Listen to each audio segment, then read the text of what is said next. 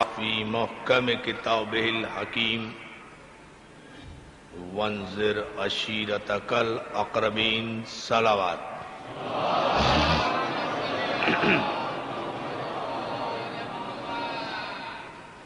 حاضرین گرامی قدر، عزیزان محترم، عزاداران مظلوم کربلا، انجمن فدائے اہل بیت کے زیر اہتمام یہ سالانہ عظیم الشان اور باوقار عشرہ مجالس اعزا 1411 ہجری کے حوالے سے آغاز ہو چکا ہے اور اس کی پہلی مجلس سے اس وقت خطاب کا شرف حاصل کر رہا ہوں۔ اسلام عشیر سے غدیر تک ہمارا انشاءاللہ عنوان گفتگو ہے، اور اس عنوان کے تحت اس عشرے میں جو معروضات آپ کے سماعتوں کی نظر کیے جائیں گے ان میں بتانا یہ مقصود ہے کہ حقیقت اسلام کیا ہے، اسلام کا آغاز کہاں سے ہوا، اسلام کی ابتدا کیا ہے، اور غدیر کس مسلسل عمل کا نتیجہ ہے۔ غدیر چونکہ تکمیل دین ہے، میدان غدیر خم میں چونکہ اسلام زیور تکمیل سے آراستہ ہوا ہے، دین الہی مکمل ہوا ہے، نعمتیں تمام ہوئی ہیں، اللہ راضی ہوا ہے، لیکن جب تک غدیر کے پس منظر کو نہ سمجھا جائے اس وقت تک اہمیت غدیر واضح ہو کر ملت کے سامنے نہیں آ سکتی۔ اس لیے ہم نے انجمن فدائے اہل بیت کے اس عشرے میں اس عنوان کو سرنامہ کلام قرار دیا ہے تاکہ اپنی نوجوان نسل کو خصوصیت کے ساتھ حقیقت غدیر سے آگاہ کیا جائے۔ یکم محرم ہماری تاریخ کا اور اسلامی تاریخ کا وہ اہم ترین دن ہے کہ جس میں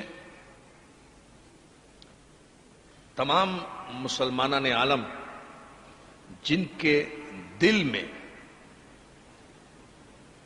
اجر رسالت کی ادائیگی کا کوئی جذبہ موجود ہے، توجہ ہے نا آپ حضرات کی، جن کے دل میں اجر رسالت کی ادائیگی کا کوئی جذبہ موجود ہے، وہ یکم محرم کو سوائے حسین کے حوالے سے اور کسی بھی نسبت سے نہ تو منانا چاہتے ہیں نہ جاننا چاہتے ہیں، اس لیے کہ محرم کی کوئی پہچان نہیں ہے، محرم کی کوئی شناخت نہیں ہے، محرم کی کوئی آئیڈینٹیفیکیشن نہیں ہے، محرم کا کوئی طرح امتیاز نہیں ہے اگر حسین کو محرم کے درمیان سے ہٹا لیا جائے۔ محرم کی پہچان، محرم کی شناخت، محرم کا طرح امتیاز صرف اور صرف کربلا ہے۔ محرم کے موقع پر انسانوں کو صرف کربلا یاد آتی ہے، حیوانوں کے ہم ذمہ دار نہیں۔ صلوات بھیجنا محمد و آل محمد پر۔ توجہ ہے دوستو؟ ذرا سا آپ توجہ فرمائیں، تھوڑا سا آج کی مجلس تمہیدی ہے تو میں تھوڑا سا محرم کے پس منظر میں باتیں کروں گا اور کل سے انشاءاللہ اس عنوان پر تفصیل سے آپ کی خدمت میں عرض کریں گے۔ محرم کی کوئی پہچان نہیں ہے کربلا کے علاوہ، کوئی شناخت نہیں ہے. اگر آپ محرم کے درمیان سے، بڑی توجہ، پورے مجمع کی توجہ چاہوں گا، اگر آپ محرم کے درمیان سے کربلا کو ہٹا دیں، محرم کے مہینے سے حسین کو ہٹا دیں، محرم کے دنوں سے واقعہ کربلا کو علیحدہ کر دیں، یا محرم میں کربلا کے علاوہ کسی اور واقعے کو فوقیت دینے کی کوشش کریں، تو یاد رکھیں محرم مائنس کربلا، بڑی توجہ جانا محترم، محرم کو اگر آپ کربلا سے علیحدہ کریں، محرم کو اگر جہاد حسینی سے علیحدہ کریں، محرم کو اگر فرزند رسول سے علیحدہ کریں، محرم کو اگر کربلا سے علیحدہ کریں، تو آپ دین سے بھی بغاوت کریں گے، ایمان سے بھی بددیانتی کریں گے، تاریخ سے بھی غداری کریں گے، حقائق سے بھی غداری کریں گے. اور محرم کو اگر حسین سے علیحدہ کر دیا جائے تو ان 14 صدیوں میں یزید کا نام اسلام ہوگا. توجہ ہے نا جان محترم؟ صلوات بھیجیں بآواز بلند محمد علی.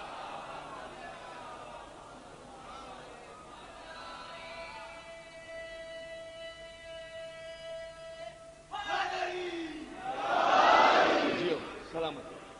دیکھیں یہ بات کسی ہم جذباتی انداز فکر میں نہیں کہہ رہے، یہ حقائق کو سمجھنے کی بات ہے. دنیا حقیقتوں کی طرف جا رہی ہے، اس پر ملت کو غور کرنا چاہیے، اس پر فکر کرنا چاہیے کہ محرم وقار اسلام کا نام ہے، محرم وقار بشریت کا نام ہے، محرم مقصد بعثت رسالت کے تحفظ کا نام ہے، محرم عظمت قرآن کی حفاظت کا نام ہے، محرم فرق، کاش میں یہ جملہ کہہ سکوں، محرم فرق نبوت پر فاطمہ زہرا کے بیٹے کی طرف سے تاج شہادت کا نام ہے. توجہ ہے نا عزیزان محترم؟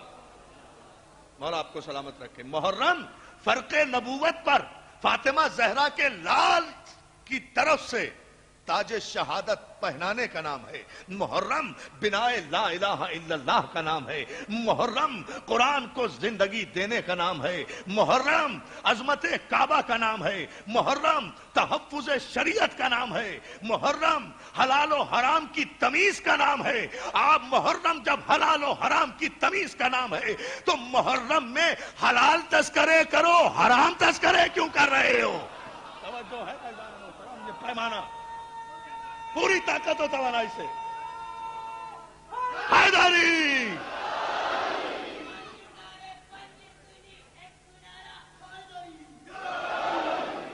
بلند ترین صلوات بھیجیں محمد و آل محمد.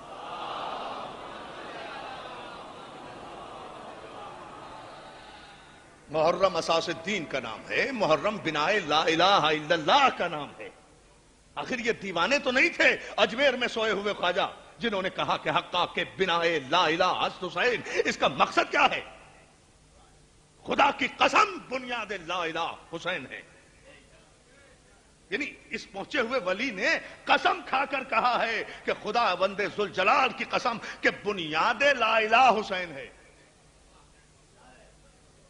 نہیں، آپ نے غور نہیں کیا. خواجہ اجمیری کہتے ہیں، میں پورے مجمع کی اور نوجوان دوستوں کی خاص طور سے توجہ چاہتا ہوں اس تمہید پر. خواجہ اجمیری کہتے ہیں کہ حقا کے بنائے لا الہ حضرت حسین، خدا کی قسم کہ لا الہ الا اللہ کی کلمہ توحید کی بنیاد حسین ہے. بنیاد حسین ہے.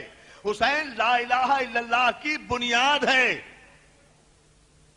خواجہ اجمیری نے یہ نہیں کہا کہ آدم بنائے لا الہ ہے، نوح بنائے لا الہ ہے، ابراہیم بنائے لا الہ ہے، اسماعیل بنائے لا الہ ہے. ان انبیاء کو چھوڑیں. خواجہ نے تو یہ بھی نہیں کہا کہ محمد مصطفیٰ بنائے لا الہ الا اللہ ہے. خواجہ اجمیری کہہ رہے ہیں حقا کے بنائے لا الہ حضرت حسین. حسین بنیاد لا الہ ہے. حسین بنیاد لا الہ ہے. یعنی طے کر دیا خواجہ اجمیری نے کہ سن 61 ہجری میں یزید کے دور میں لا الہ الا اللہ کی وہ بنیاد جو آدم نے قائم کی تھی، جسے خاتم نے غدیر پر مکمل کیا تھا، اس پوری بنیاد کو جڑ سے اکھاڑ کر پھینکنے کی کوشش کر رہا تھا معاویہ کا بیٹا کہ حسین نے اپنے خون سے اس بنیاد کو پھر مستحکم کر دیا. اے دیواروں پر ہمیں کافر کہنے والوں، اگر کافر ہی کہنا ہے تو خواجہ اجمیری کو کافر کہو. جب بنیاد لا الہ کہہ رہا ہے، بسم اللہ.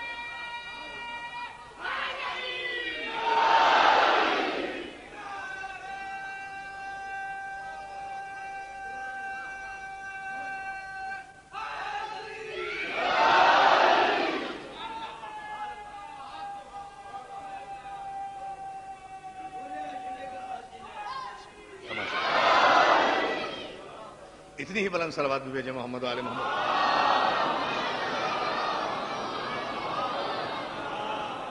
حسین بنیاد ہے لا الہ الا اللہ کی. یہ خواجہ اجمیری نے اور خسر خواجہ اجمیری نے نہیں کہا، پاکستان میں کہہ رہے ہو نا.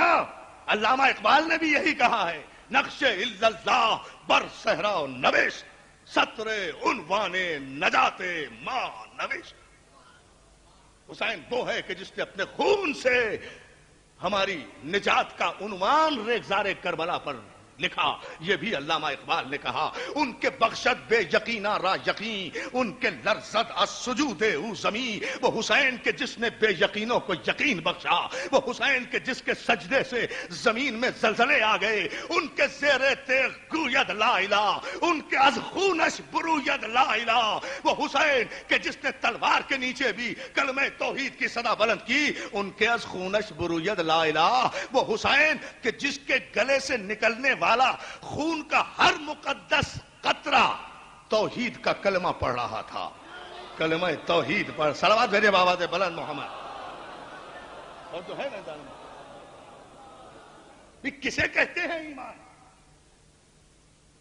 کیا تعریف ہے اسلام کی؟ کسے کہتے ہیں صاحب ایمان؟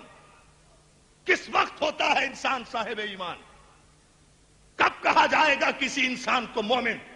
جب وہ اقرار توحید کرے گا. جب وہ اقرار توحید کرے گا تو صاحب ایمان کہلائے گا نا. توجہ ہے نا جناب محترم؟ جب وہ اقرار کرے گا، اشہدو ان لا الہ الا اللہ کہے گا تو صاحب ایمان کہلائے گا. اشہدو ان محمد رسول اللہ کہے گا تو صاحب ایمان کہلائے گا. اس کے بغیر تو نہیں کہلایا جا سکتا. اور علامہ اقبال نے اور دنیا کے عظیم ترین انسانوں نے یہی تو کہا ہے کہ مسلمانوں، یہ لا الہ الا اللہ کہہ کر جو تم اپنے آپ کو مسلمان ثابت کر رہے ہو، اس کی بنیاد حسین ہے. اس کی بنیاد، بڑی توجہ، اس کی بنیاد حسین ہے. اس لا الہ الا اللہ کی بھائی میں سمجھا نہیں سکا. کافر کب مسلمان ہوتا ہے؟ اللہ اللہ اللہ، بہت توجہ جانا محترم. ایک جملہ سنیں آپ، بڑا خوبصورت جملہ اس آغاز میں ہم آج کرنا چاہ رہے ہیں. ایک کافر کب مسلمان ہوتا ہے؟ 7 سمندروں میں نہلا دیں وہ مسلمان نہیں ہوگا. آب زمزم سے اسے نہلا دیں وہ مسلمان نہیں ہوگا. مکے مدینے میں رہتا رہے وہ مسلمان نہیں ہوگا. رسول کے پہلو میں رہتا رہے وہ مسلمان نہیں ہوگا. توجہ ہے نا؟ توجہ ہے نا محترم؟ مکے کا رہنے والا ہو یا مدینے کا رہنے والا ہو، عرب کا رہنے والا ہو یا عجم کا رہنے والا ہو، وہ مسلمان نہیں ہوگا. اس وقت تک مسلمان نہیں ہوگا جب تک اپنے دل کی، دیکھیں میرے جملے کی احتیاط پر توجہ، جب تک اپنے دل کی زبان سے اقرار نہ کرے کہ خدا وحدہ لا شریک ہے اور محمد اللہ کے آخری رسول ہیں. جب تک وہ دل کی زبان سے اقرار، دل کی زبان سے، دل کی زبان سے، زبان سے نہیں، یا علی یا علی،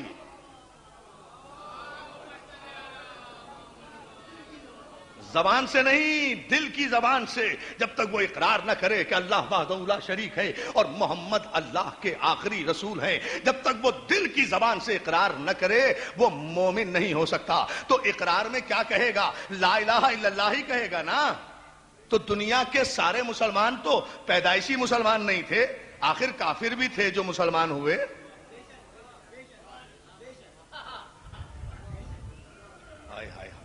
بھئی آخر کافر بھی تھے تو مسلمان ہوئے. جبھی تو مسلمانوں کی تاریخیں بھری پڑی ہیں. پھر پہلے یہ مسلمان ہوئے، پھر یہ مسلمان ہوئے، پھر یہ مسلمان ہوئے. بھئی مسلمان کون ہوئے؟ جو کافر تھے وہ مسلمان ہوئے.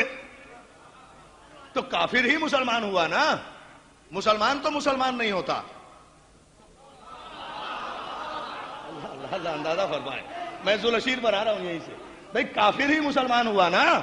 کافر ہوتا ہے نا مسلمان. مسلمان تو مسلمان نہیں ہوتا. جو کافر ہے وہ کلمہ پڑھے گا، کلمہ پڑھے گا تو مسلمان ہوگا. یعنی کسی کا کلمہ پڑھنا اس بات کی دلیل ہے کہ وہ کلمہ پڑھنے سے پہلے کافر تھا. بھائی بہت توجہ دوستو جی. نا کسی کا کلمہ پڑھنا اس بات کی دلیل ہے نا کہ وہ کلمہ طیبہ کی تلاوت کرنے سے پہلے، اقرار توحید و نبوت کرنے سے پہلے وہ کافر تھا. تو اب جہاں جہاں آپ کو یہ نظر آئے نا کہ اس نے کلمہ پڑھا، اس نے کلمہ پڑھا، اس نے کلمہ پڑھا، اس کا پورا ماضی سمجھ لیجئے کہ کلمہ پڑھنے سے پہلے کافر تھا. کلمہ پڑھنے سے پہلے کافر تھا. پہلے بات کے مسئلے میں ہم پڑھتے ہی نہیں. میں تو اکثر یہ کہا کرتا ہوں نا کہ ہمارے شیعان حیدر کرار کو, ہمارے نوجوانوں کو پریشان ہونے کی ضرورت ہی نہیں ہے. اگر کوئی یہ کہے کہ پہلے اس نے کلمہ پڑھا, پھر اس نے کلمہ پڑھا, بچوں میں علی نے کلمہ پڑھا, بعد میں علی نے بچوں میں علی نے کلمہ پڑھا, بھائی اس بحث میں ضرورت ہی نہیں ہے. یہ ساری زحمتیں ہمارے علی کی وجہ سے ہو رہی ہے نا. تو ہم اپنے علی کو کلمہ پڑھنے والوں کی فہرست سے علیحدہ کیے لیتے ہیں اور اعلان کرتے ہیں, میں اس بارگاہ شہدائے کربلا سے آپ جسے چاہے سب سے پہلے کلمہ پڑھوا دیں. ہم اعلان کر رہے ہیں اپنی قوم کی طرف سے کہ ہمارے علی نے کلمہ پڑھا ہی نہیں. خدا کی قسم علی نے کلمہ نہیں پڑھا, رسول کی قسم علی نے کلمہ نہیں پڑھا, قرآن کی قسم علی ایمان ہی نہیں لایا, اللہ کی قسم علی ایمان ہی نہیں لایا. اس لیے کہ ایمان تو وہ لائے جو پہلے بے ایمان رہا ہو. جو ہے نا محترم, مولا تمہیں سلامت رہے.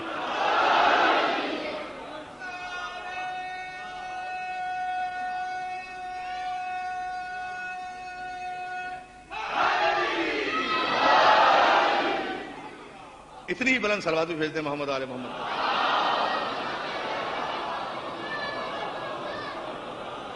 ہاں اسی طرح ذرا سا بیدار ہو کر بیداری کا ثبوت دیتے ہوئے, بہت توجہ جانا محترم, تو یہ مسئلہ ہے نا. لیکن کوئی بھی کافر مسلمان اس وقت ہوتا ہے نا جب کلمہ پڑھے اور کلمے میں کہے لا الہ الا اللہ. تو لا الہ الا اللہ کی بنیاد تو حسین ہے نا. تو لا الہ الا اللہ, لا الہ الا اللہ کی بنیاد حسین ہے. تو دوسرے معنوں میں کہ جس نے بھی اپنی زبان پر اس دور میں لا الہ الا اللہ جاری کیا, اس نے اپنی زبان پر نام حسین جاری کیا ہے نا. نام حسین جاری کیا ہے. بے غیرتی کی بھی انتہا ہے. جس حسین کا نام لے کر تم کافر سے مسلمان ہو رہے ہو, اسی حسین کے ماننے والوں کو کافر کہہ رہے ہو. توجہ ہے, اندازہ تو کرے نا, سوچے. دیکھیں, اللہ تمہیں سلامت رکھے, مولا آباد رکھے. ذرا سا ہاں اس مرحلے پر اور توجہ فرما لیں. بھائی بنیاد ہے لا الہ الا اللہ کی حسین. حسین بنا ہے کلمہ توحید کی. جب تک یہ زبان پر جاری نہ ہو اس وقت تک کوئی کافر مسلمان نہیں ہو سکتا. لیکن میں بار بار زور دے رہا ہوں اسی بات پر, اور اسی کی وضاحت انشاءاللہ آئندہ مجالس میں ہوگی کہ کلمہ پڑھنا ضروری ہے, لیکن اس کے لیے جو کافر ہو. اللہ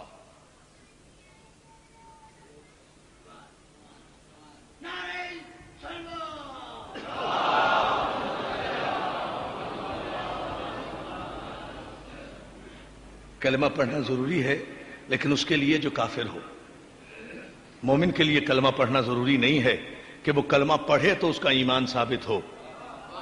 مومن کے لیے یہ ضروری نہیں ہے, بلکہ مومن کا عمل, یہ بہت توجہ, میں آگے اسی اپنے عنوان پر آیا. مومن کا عمل یہ بتائے گا کہ وہ مومن ہے, کافر کا عمل یہ بتائے گا کہ وہ کافر ہے. اور خداوند عالم, بہت توجہ, مومن کا عمل بتائے گا کہ وہ مومن ہے, کافر کا بھی عمل بتائے گا کہ وہ کافر ہے. نہ مومن کسی کی پیشانی پر لکھا ہوا ہے, نہ کافر کسی کے ماتھے پر لکھا ہوا ہے. کافر کا بھی عمل بتائے گا, مومن کا بھی عمل بتائے گا.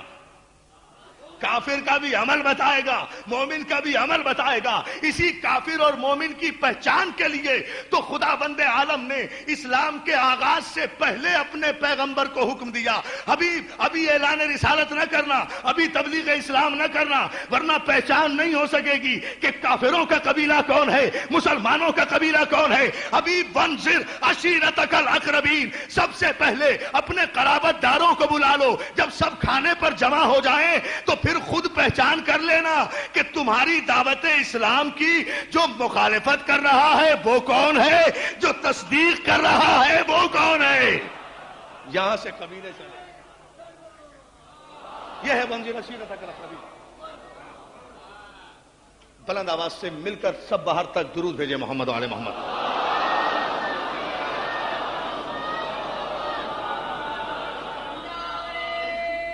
اللہ سلامت رکھے.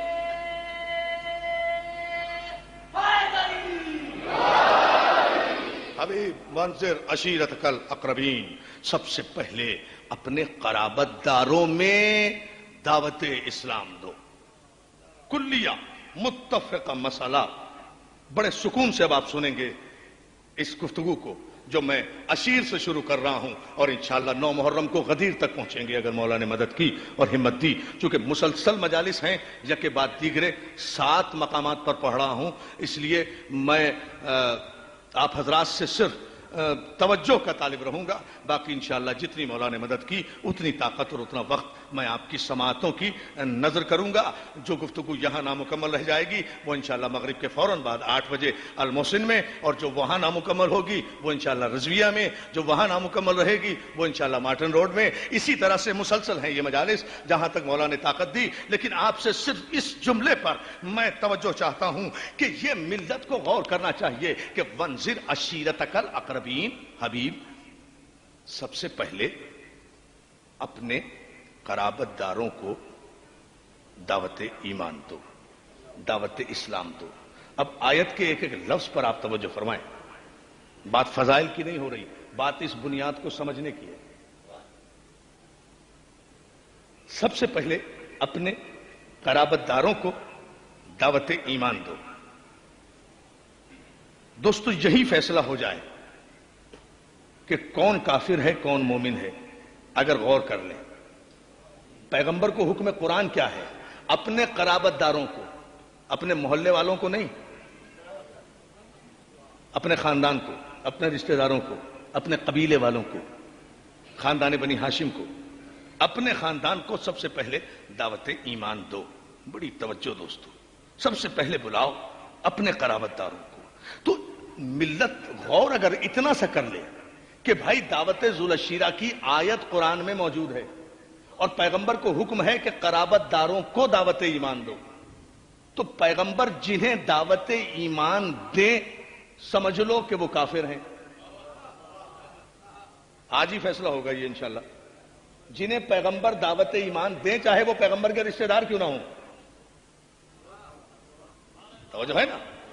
اس لیے کہ ہمارے مذہب میں اس قسم کی رعایتیں نہیں ہیں. شریعت میں کوئی کھیل نہیں ہوا کرتا. ہم رشتہ داریوں کی بنیاد پر کسی مسلمان کو کافر نہیں کہتے اور نہ رشتہ داریوں کی بنیاد پر کسی کافر کو مسلمان ماننے کے لیے تیار ہیں.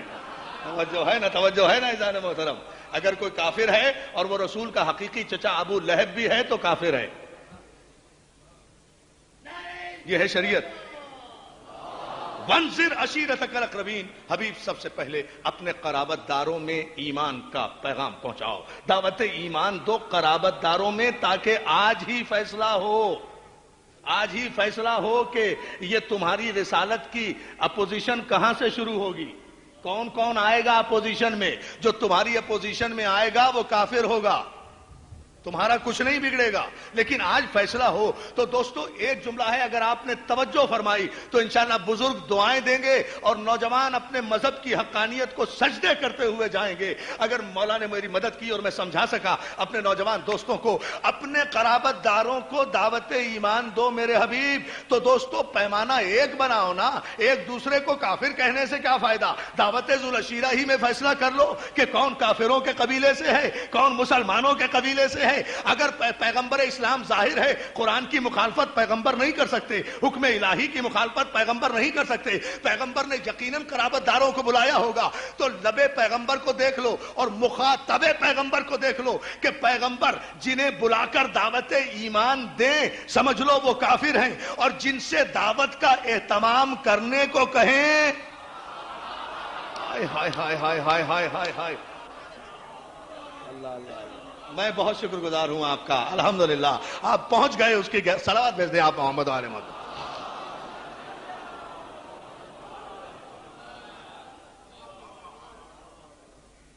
بھائی اسی جملے پر ہمیشہ کے لیے فیصلہ ہو جائے گا. اس میں تشویش کی کیا بات ہے؟ اس میں پریشانی کی کیا بات ہے؟ ہم کبھی پریشان نہیں ہوا کرتے کسی کے نعرے سے یا کسی کے احتجاج سے. ہم کوئی ابو جہل کے ماننے والے ہیں؟ ہم تو باب علم کے پجاری ہیں. عزیزان محترم ذرا توجہ فرمائیں. آپ پیغمبر کے عمل کو دیکھو. جنہیں پیغمبر نے دعوت ایمان دی انہیں دیکھو اور جن کے ذریعے دی. اچھا اب آپ قرابت داری پر بحث کر لیں. بھئی ظاہر ہے کہ جب آیت نے یہ کہا ہے کہ قرابت داروں کو دعوت ایمان دو، ٹھیک ہے نا، تو قرابت دارانے پہ جو سب سے قریب ہیں پیغمبر کے پہلے میں انہیں دیکھنا چاہتا ہوں جو سب سے زیادہ قریبی رشتہ دار ہیں.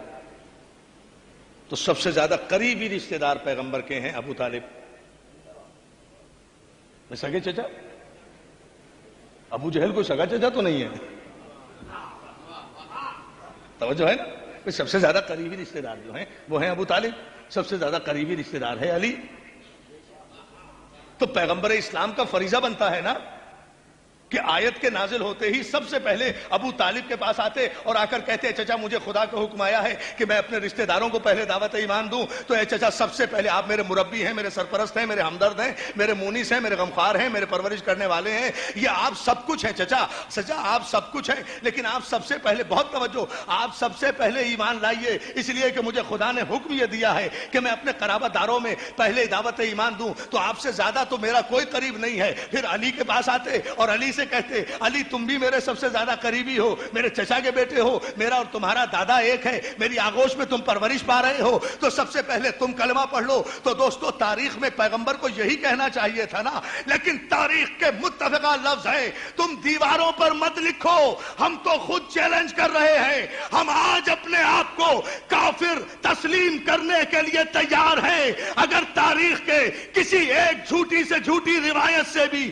تم یہ ثابت کر دو کہ آئے وانذر عشیرتک الاقربین کے نازل ہونے کے بعد پیغمبر نے ابو طالب سے یا علی سے یہ کہا ہو کہ کلمہ پڑھو, ایمان لاؤ, بلکہ یہ تاریخ میں ملتا ہے کہ پیغمبر اسلام نے اس آیت کے نزول کے بعد کہا چچا ابو طالب میں ہدایت کا پہلا جلسہ کرنا چاہتا ہوں, ایمان کی دولت تقسیم کرنا چاہتا ہوں. کیا خیال ہے, میں نہیں چاہتا کہ مکے میں, بہت توجہ, میں نہیں چاہتا کہ کعبے میں یہ اجلاس ہو, میں نہیں چاہتا کہ مکے کی گلیوں میں یہ اجلاس ہو. میں چاہتا یہ ہوں کہ ہدایت کا پہلا گھر آپ کا گھر بنے. میں اسلام کا آغاز آپ کے گھر سے کرنا چاہتا ہوں. یا علی یا دادا کریں, دادا کریں, فکر کو دیکھیں.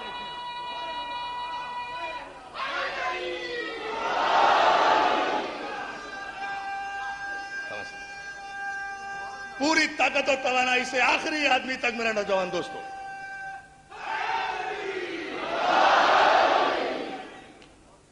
اتنا ہی بلند صلوات بھیج دیں محمد آل محمد.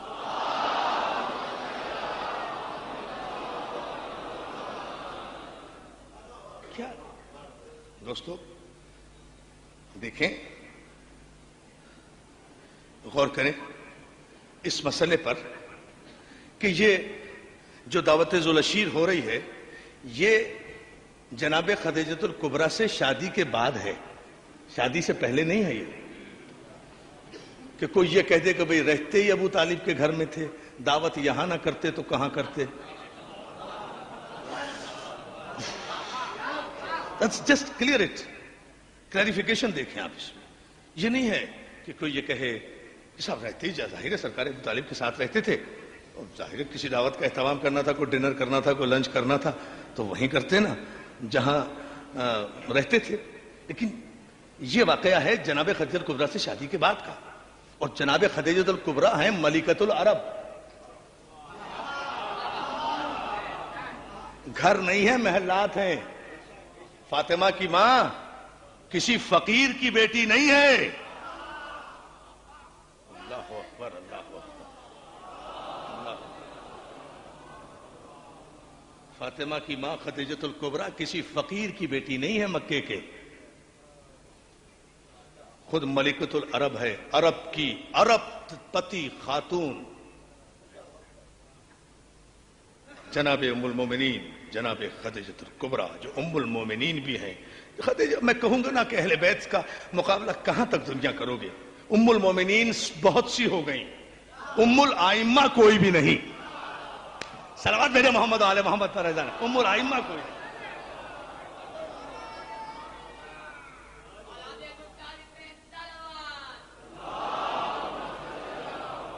ہے نا. ام المومنین بہت ہو گئی, ام الائمہ کوئی نہیں ہے. کوئی رسول کی بیوی ایسی نہیں جسے اماموں کی ماں کہہ سکیں. حکمرانوں کی بیٹیاں تو ہو سکتی ہیں, اماموں کی ماں نہیں ہو سکتی. صلوات بھیجے محمد آل محمد پر. دیکھیں اب اگر یوں ہے تو پھر یوں صحیح فیصلہ لیں کہ جناب خدیجۃ الکبریٰ سے شادی کے بعد پیغمبر اسلام ایک انڈیپینڈنٹ زندگی گزار رہے ہیں، خود مختار زندگی گزار رہے ہیں، اب ابو طالب کے زیر کفالت نہیں ہے. تو جناب سرکار ختمی مرتبت پر اگر یہ آیت نازل ہوئی تھی تو سرکار رسالت مآب کو اپنے گھر میں اس دعوت کا اہتمام کرنا چاہیے تھا، اپنے گھر میں اس دعوت کا اہتمام کرنا چاہیے تھا. لیکن سارے مورخین نے لکھا کہ خدا نے جب حکم دیا کہ اپنے قرابت داروں کو بلاؤ، ان کی دعوت کرو، دعوت ذوالعشیر کرو، ذوالعشیر کی بزم سجاؤ، تو پیغمبر اسلام نے سارے مکے سے جس گھر کا انتخاب کیا وہ گھر تھا ابو طالب کا گھر. بہت توجہ، اللہ آپ کو سلامت رکھے. وہ گھر تھا ابو طالب کا گھر. ابو طالب کا گھر جہاں سے آغاز ہوا اسلام کا، جہاں سے اسلام نہیں یا جہاں سے رسالت کا آغاز ہوا وہ تھا ابو طالب کا گھر.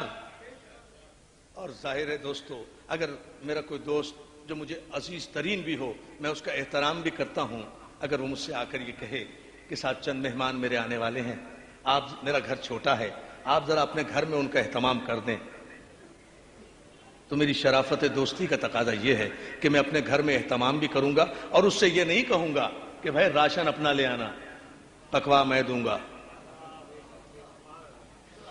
ظاہر ہے جب سرکار ختمی مرتبت نے، بہت توجہ، سرکار ختمی مرتبت نے جب کہا ہوگا چچا کھانے کا اہتمام کرنا ہے اور آپ کے گھر کرنا ہے، تو ابو طالب جیسا غیور انسان، ابو طالب جیسا بیضۃ البلد، ابو طالب جیسا رئیس بطا، وہ ابو طالب جس نے اپنے دسترخوان پر بٹھا کر کائنات کے سب سے بڑے رسول کو اپنے دست مبارک سے نوالے کھلائے ہوں، وہ کبھی اپنے بھتیجے سے یہ نہیں کہہ سکتا کہ بیٹا گھر تو میرا حاضر ہے مگر کھانا اپنا پکوا کر لانا.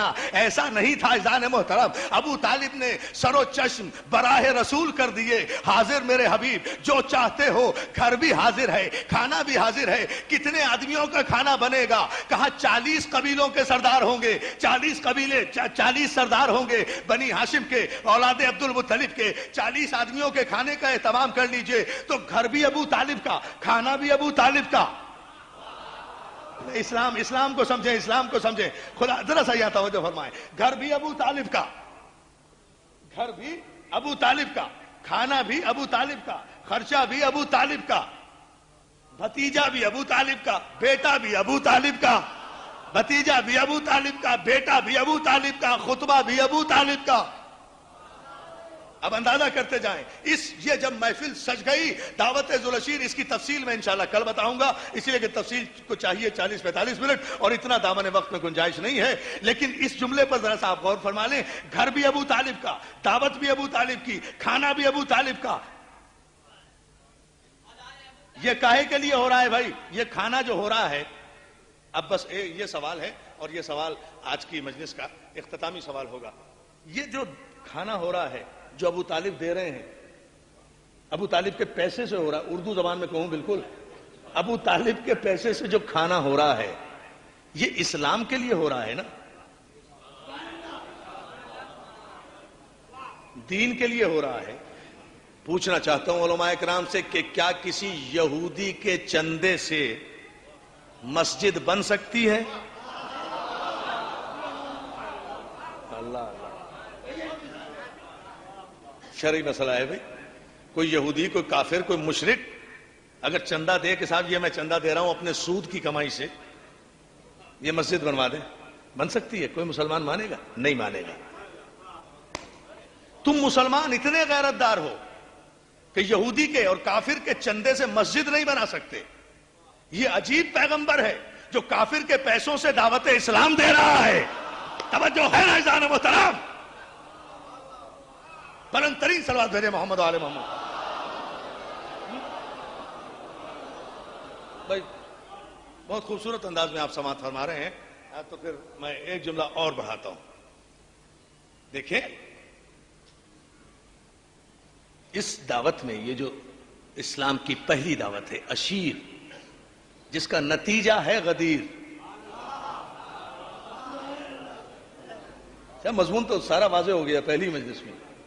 اسلام کی پہلی دعوت ہے عشیر، جس کا نتیجہ ہے غدیر. اسلام کا پہلا دن ہے عشیر، اسلام کا آخری دن ہے غدیر، اسلام کی ابتدا ہے عشیر، اسلام کی انتہا ہے غدیر، اسلام کا آغاز ہے عشیر، اسلام کا انجام ہے غدیر۔ تو میں غدیر پر بات نہیں کر رہا ملت مسلمہ سے، میں پوچھنا یہ چاہتا ہوں کہ یہ اسلام کی جو پہلی دعوت ہوئی ہے، اس دعوت میں دین کے لیے جو خرچہ ہوا، وہ اگر کسی کافر کا خرچ ہوا تو اسلام کو کافروں کے آگے سر اٹھانے کا حق ہی نہیں پہنچتا۔ اس لیے کہ ہر کافر یہ کہہ دے گا، ہر کافر یہ کہہ دے گا، کس اسلام کی بات کرتے ہو جس کی پہلی دعوت بھی کافر نے کی تھی، جس کا آغاز بھی ایک کافر کے، بہت توجہ ہے جان محترم، جس کا آغاز ہی ایک کافر کے ذریعے سے ہوا تھا۔ مگر دوستو اصل میں مسئلہ یہ ہے کہ ابو طالب کے لیے مسئلہ، میں جملہ کہتا جاؤں، کیا کروں، ابو طالب میرا آئیڈیل ہے، جہاں بات آ جاتی ہے کہے بغیر میں رہ نہیں سکتا۔ ابو طالب کے لیے مسئلہ یہ ہے کہ کسی کافر نے، چیلنج کر کے کہہ رہا ہوں، کسی کافر نے ابو طالب کو کافر نہیں کہا۔ اگر کسی کافر نے ابو طالب کو کافر کہا ہے تو ثابت کر دے۔ کسی کافر نے اس دور میں ابو طالب کو کافر نہیں کہا۔ کافر تو کافر، کل کفر نے کبھی کافر نہیں کہا۔ جب علی گئے ہیں عمر ابن عبدود کے مقابلے میں جنگ خندق میں، اور وہاں جا کر علی نے اپنا تعارف کرایا، انا علی ابن ابی طالب، میں ابو طالب کا بیٹا ہوں، تو اس کو تو چاہیے تھا نا کہ وہ تانا دیتا علی کو، کہتا کس ابو طالب کے بیٹے ہونے پہ فخر کر رہے ہو، کس ابو طالب کے بیٹے ہونے پہ فخر کر رہے ہو، وہ بھی تو کافر ہے میری طرح، مجھ سے لڑنے کے لیے آ گئے، اپنے باپ کو سمجھایا نہیں جاتا، مجھ سے لڑنے کے لیے آ گئے، اپنے باپ کو سمجھایا نہیں جاتا۔ دوستو تاریخی جملہ، لیکن اس کل کفر نے بھی ابو طالب کو کافر نہیں کہا۔ کم از کم آنے دو قیامت، آنے دو یوم عدل، ہونے دو جسٹس۔ میں بھی کہتا ہوں کل کی آتی ہوئی قیامت آج آ جائے، کم از کم یوم حساب تو آئے گا۔ اس دن ایک طرف مسلمانوں کے لشکر ہوں گے، ایک طرف وہ عمر ابن عبدود ہوگا جسے پیغمبر نے کل کفر قرار دیا ہے۔ وہ کم از کم ایک بات میں تو مسلمانوں کو شرمندہ کرے گا، پالنے والے کافر ہی نہیں کل کفر ہوں، مگر اس صحیح بخاری سے اچھا ہوں کہ میں نے ابو طالب کو کافر نہیں کہا، اس جرم میں شریک نہیں ہوں۔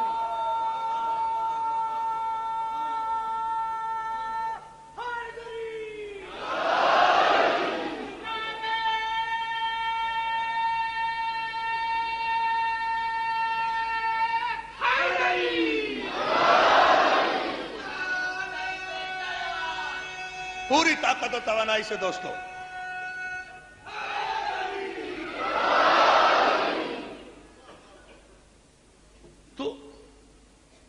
یہ دعوت جس کا اہتمام ہوا، اس دعوت میں سرکار رسالت مآب نے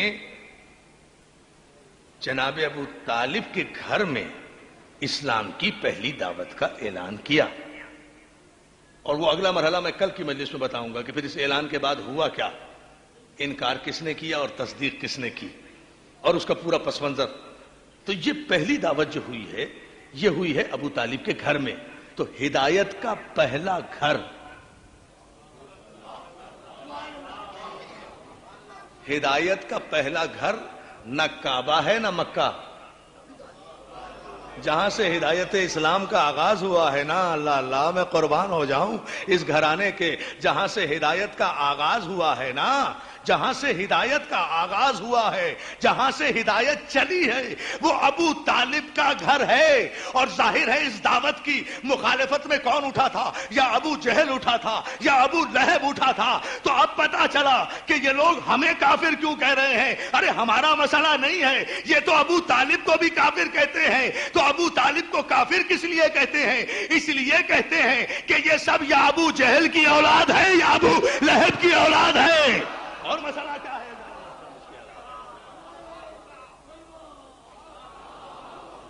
اور اس کے علاوہ ہے کیا؟ اللہ کو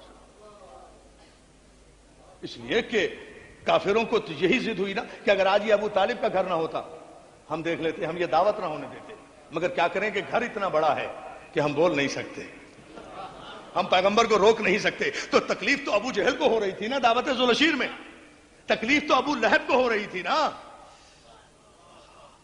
تکلیف تو ابو جہل کو ہو رہی تھی، ابو لہب کو ہو رہی تھی، عتبہ کو ہو رہی تھی، عتیبہ کو ہو رہی تھی، شیبہ کو ہو رہی تھی۔ یہ جتنے صنادید قریش تھے ان سب کو، سرداران مکہ جتنے تھے ان سب کو زحمت ہو رہی تھی، ان سب کو تکلیف ہو رہی تھی، ان سب کو سانپ ڈس رہا تھا کہ یہ ہدایت کا پہلا گھر ابو طالب کا گھر کیوں قرار دیا جا رہا ہے۔ اور ظاہر ہے عزیزان محترم، دعوت کا اہتمام جب اس گھر میں ہوا ہے اور پیغمبر اسلام نے اعلان اسلام کیا ہے، اب وہ ہے نقطہ جس کے لیے میں نے آپ کو یہ ساری زحمت دی۔ میں تقریر ملتوی کروں گا اسی جملے سے۔ عزیزان محترم، اللہ نے کہا نا کہ اے میرے حبیب اپنے قرابت داروں کو دعوت ایمان دو، مجھے ملت مسلمہ صرف اتنا بتا دے کہ کیا ابو طالب سے خطاب کیا پیغمبر نے؟ کیا علی سے خطاب کیا پیغمبر نے؟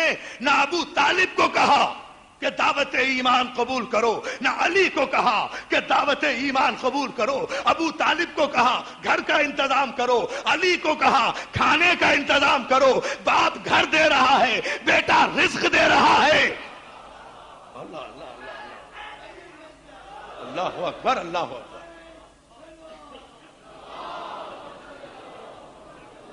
باپ گھر پیش کر رہا ہے، بیٹا رزق پیش کر رہا ہے، بیٹا رزق پیش کر رہا ہے۔ دوستو، بہت سے کافر بھی غیرت دار نہیں ہوتے، گھر بھی دیا، رزق بھی دیا، گھر بھی دیا، رزق بھی دیا۔ یہ ہے اسلام کا پہلا دن، یہ ہے اسلام کی پہلی بزم، یہ ہے اسلام کا پہلا مرکز، یہ ہے اسلام کی پہلی منزل۔ اور چونکہ اس دعوت میں آگے چل کے بتاؤں گا انشاءاللہ اس عنوان کے تحت، چونکہ اس دعوت میں اور کوئی انوالو ہی نہیں ہوا، کوئی تیسرا آدمی ہے ہی نہیں، یہ چندے کی دعوت نہیں تھی۔ توجہ جانا محترم، یہ چندے کی دعوت نہیں تھی کہ بکری تم لانا، چاول تم لانا، گھی تم لانا، مسالہ تم لانا۔ دوستو، یہ پیور ابو طالب کا پیسہ، ابو طالب کا مال، ابو طالب کا گھر، ابو طالب کا گھر، اس میں کوئی شریک نہیں ہے۔ نہ مکے کا کوئی رئیس شریک ہے، نہ مکے کا کوئی سخی شریک ہے۔ یعنی اسلام کی بنیادوں میں نہ کسی کی حمایت شامل ہے، نہ کسی کی دولت شامل ہے۔ اور خدا نے چاہا بھی نہیں کہ دین میرا ہے، جب میرا دین ہے تو میرے دین میں کسی منافق کی نہ دولت آئے نہ حمایت آئے، بنیاد میں نہ آئے۔ اس لیے کہ اگر بنیاد میں کسی منافق کی دولت آ گئی، کسی یہودی کی دولت آ گئی، کسی شراب کے ٹھیکیدار کی دولت آ گئی، کسی کپڑا بیچنے والے کی دولت آ گئی، کسی سود خار کی دولت آ گئی، یہ عجیب اشارے ہیں جو میں کر گیا دوستو۔ اگر کسی کی دولت اسلام کی بنیاد میں آ گئی تو اگر بنیاد میں نجاست آ گئی تو عمارت میں طہارت نہیں رہے گی۔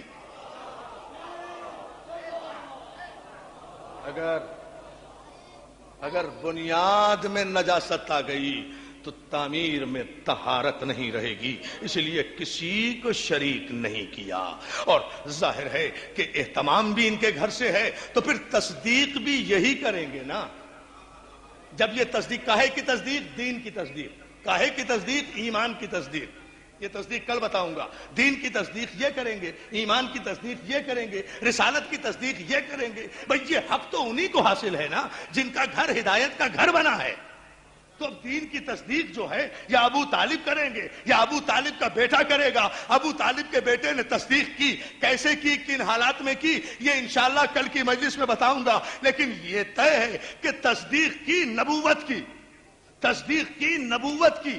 اور جب نبوت کی تصدیق کی ہے تو اب ذمہ داری ساری کی ساری اسلام کے تحفظ کی مکمل ذمہ داری علی پر ہے۔ جب تک علی زندہ رہے، خود نہیں، किसी भी सूरत में जिंदा रहे अली ही रहेगा।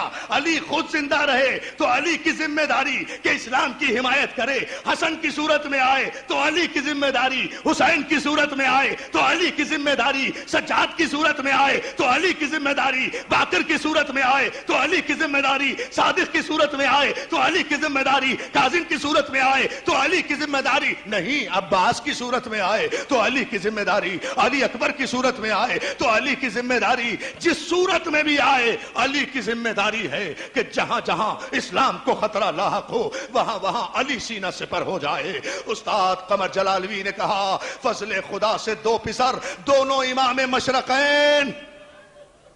जज़ाकल्लाह। क्या इस्तकबाल किया है आपने मुहर्रम का?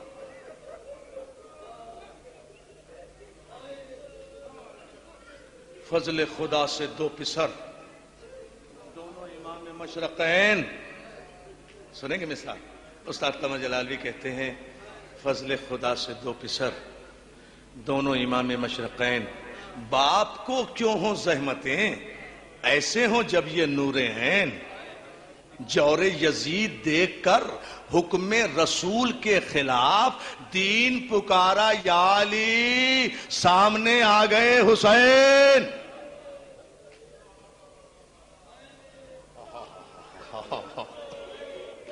पुरसा दो, पुरसा दो, पुरसा दो, रो। आज पहली मुहर्रम है, आज कयामत का दिन है। आज बतूल ने अपनी कब्र छोड़ दी है, अदा खाने सज गए हैं। अल्लाह सलामत रखे मौला के अज़ादारों को, मौला तुम्हें आबाद रखे। आज पुरसा देने हजारों की तादाद में आए हुए हो, जगह जगह अज़ा खाने सजे हुए हैं। तुम्हें पता है दोस्तों,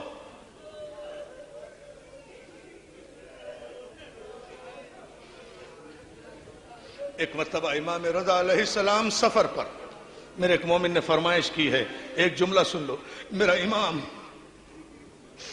रज़ा अलैहिस्सलाम सफर पर है, रास्ते में मुहर्रम का चांद देखा।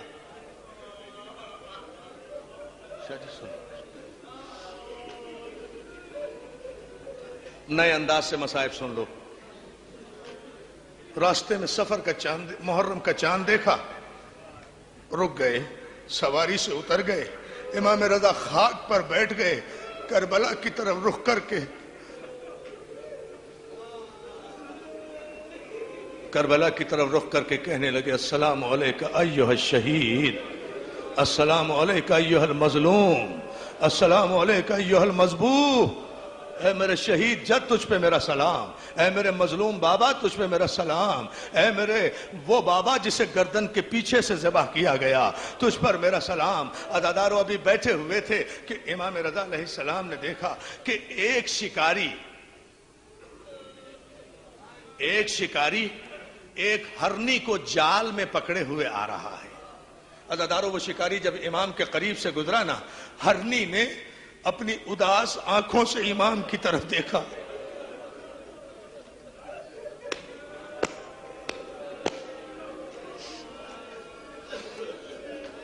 हरनी ने जो जाल में है शिकारी के, उसने उदास आंखों से इमाम की तरफ देखा। इमाम ने शिकारी को आवाज दी, इधर आ। वो करीब आया, कहा तूने इसे क्यों कैद किया है? कहा ऐ अरब, वो जानता नहीं था इमाम को। शिकारी कहने लगा, ऐ अरब, मैंने बड़ी मुश्किल से इस हरनी को अपने जाल में फंसाया है। कहा तू देख नहीं रहा ये रो रही है?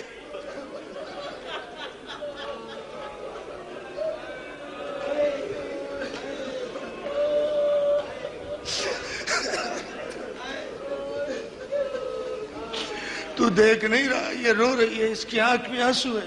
कहा मौला जानवरों का पकड़ना कोई हराम तो नहीं है? कहा नहीं, जानवरों को शिकार करना कोई हराम नहीं है, शरीयत ने इजाजत दी है, लेकिन मुझे इससे एक सवाल करने दे।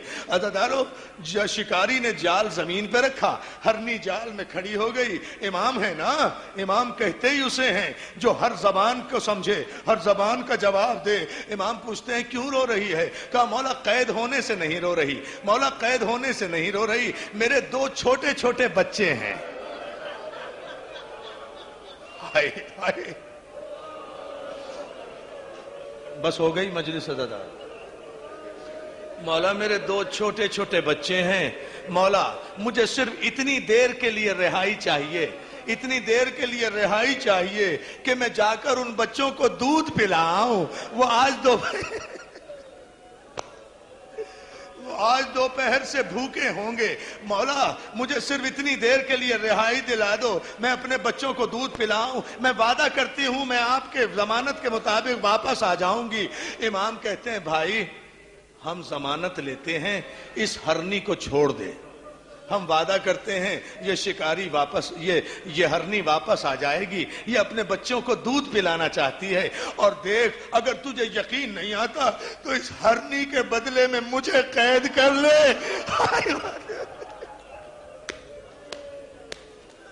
اب تصور کرو یہ اس کا بیٹا ہے, یہ اس حسین کا بیٹا ہے امام رضا, جس کی 4 برس کی سکینہ کو قید کیا گیا تو کسی نے ترس نہیں کھایا.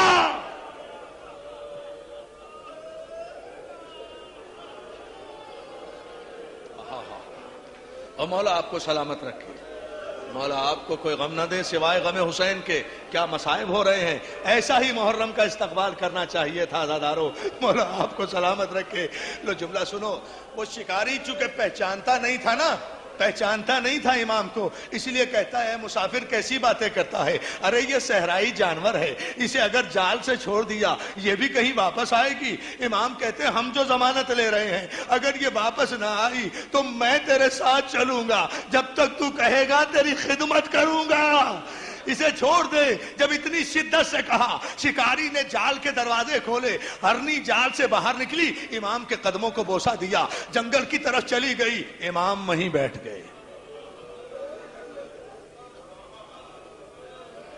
لو دوستو مجلس ختم کر رہا ہوں میں, آپ تصور بھی نہیں کریں گے کہ کہاں مجلس ختم ہو گئی, اور روئیں گے اتنا کہ گھر بھی جاؤ گے تو یاد آئے گا تمہیں. میری ماں بہنیں یہ جملہ سن لیں, مولا ان کی گودیوں کو آباد رکھے, مولا ان کے بچوں کو سلامت رکھے. یہ جملہ سنو اور اس وقت جو دعا مانگنی ہے وہ مانگ لینا.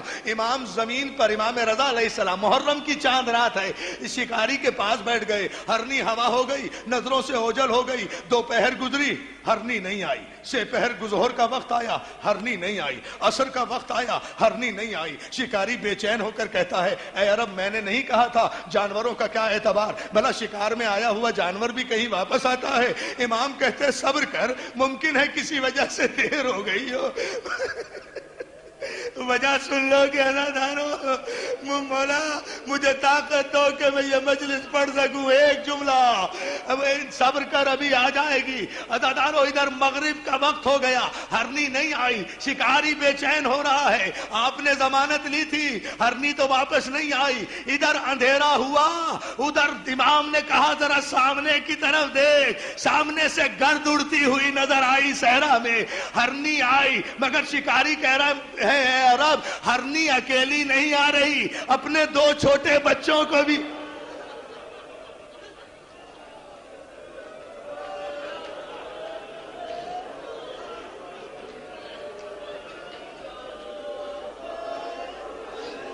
جزاک اللہ جزاک اللہ. بھائی باقی مسائب المحسن میں پڑھوں گا مگر پابندی سے آ جانا 8 بجے. ایک جملہ سن لو, مجلس ختم کر رہا ہوں اسی جملے پر. وہ ہرنی اکیلی نہیں آ رہی, چھوٹے چھوٹے بچوں کو لیے ہوئے, اپنے 2 بچوں کو لیے ہوئے تیزی سے دوڑتی ہوئی آئی. امام کے قدموں میں آ کر سر رکھتی, امام کے قدموں میں ہرنی نے سر رکھا. امام نے اسے چمکارا, اس کے بچوں نے بھی امام کے قدموں میں سر رکھا, ان کے بچوں نے بھی امام کے قدموں میں سر رکھا. امام کہتے ہیں ہرنی تو نے اتنی تاخیر کیوں کر دی, کیا تجھے پتہ نہیں تھا کہ امام وقت نے تیری ضمانت لی تھی؟ اللہ اکبر اللہ اکبر. لو بھائی عزادارو سن لو اب جملہ, آخری جملہ. مولا تمہیں سلامت رکھے, مولا تمہارے ان آنسوؤں کو قبول کرے. معجزے کی مجلس ہو رہی ہے اگر یہ جملہ سن لیا. عزادارو ہرنی اپنی بے زبانی میں کہتی ہے مولا تاخیر کی معافی چاہتی ہوں, سرکار رضا تاخیر کی معافی چاہتی ہوں, فرزند رسول تاخیر کی معافی چاہتی ہوں. مگر ہوا یہ کہ جب میں اپنے بچوں کو دودھ پلا کر واپس آ رہی تھی تو راستے صحرا میں نے اپنے قبیلے کے ہرنوں کو دیکھا جو غول بنائے ہوئے, سر جھکائے ہوئے بیٹھے ہیں, ان کی آنکھوں سے آنسو رواں ہیں, وہ رو رہے ہیں. میں نے ان ہرنوں سے پوچھا ارے تم رو کیوں رہے ہو, تو ان ہرنوں نے کہا ارے تجھے پتا نہیں آج محرم کی چاند رات ہے, ارے ہم حسین کا پرسہ دے رہے ہیں. مولا میں نے سوچا کہ میری زندگی کا آخری دن ہے, اللہ جانے کل شکاری مجھے ذبح کر دے، میں حسین کی مجلس میں چلی جاؤں، مولا جزاک اللہ جزاک اللہ جزاک اللہ جزاک اللہ، مولا تمہیں سلامت رکھے۔ لو آخری جملہ عزادارو، آہا ہا، مولا آپ کو کوئی غم نہ دے سوائے غم حسین کے، مولا ہاں پھر کہہ رہا ہوں یہ جملہ، مولا میں نے سوچا کہ زندگی کا آخری دن ہے، واپس جاؤں گی، شکاری مجھے ذبح کر دے گا، حسین کی مجلس تو کرتی جاؤں، حسین کی مجلس تو کرتی جاؤں، اور مولا اپنے بچوں کو اس لیے ساتھ لائی ہوں کہ میں تو وعدے کے مطابق شکاری کے پاس چلی جاؤں گی، لیکن میرے بچے لاوارث رہ جائیں گے، یہ بچے آپ کے حوالے کر رہی ہوں، اس لیے کہ آپ امام ہیں، آپ جانتے ہیں کہ جن بچوں کے ماں باپ نہ ہو ان سے کیسا سلوک ہوتا ہے۔ عزاداروں اتنا سننا تھا، وہ شکاری امام کے قدموں پہ گرا، ارے مولا آپ فرزند رسول ہیں، ارے میں اجڑ گیا۔ شکاری نے ہرنی کو آزاد کیا، ہرنی نے امام کے قدموں کو بوسہ دیا۔ عزاداروں جس رضا نے جانوروں کو چھڑایا ہو، اس رضا کی زینب، اس رضا کی سکینہ بازاروں میں رسن بستہ